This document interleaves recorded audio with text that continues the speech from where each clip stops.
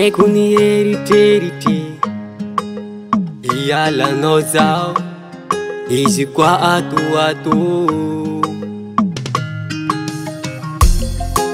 Fa ny fagneriako isan'andro isan'andro ho ankilanao fô.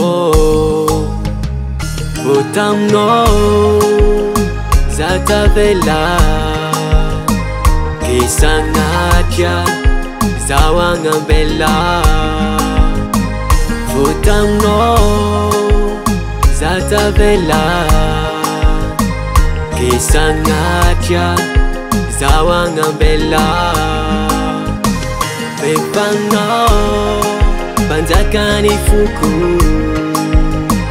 le tokako sady tsy hosoko. Fefanao mpanjakany foko, le tokako sady tsy hosoko.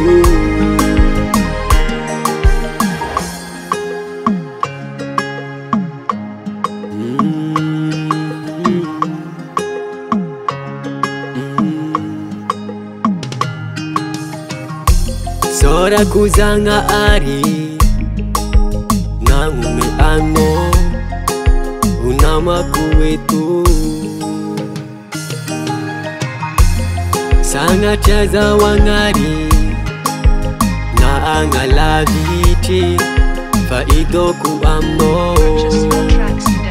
Vao taminao za tavela ke sagnatria zaho agnambela. Vao taminao za tavela ke sagnatria zaho agnambela.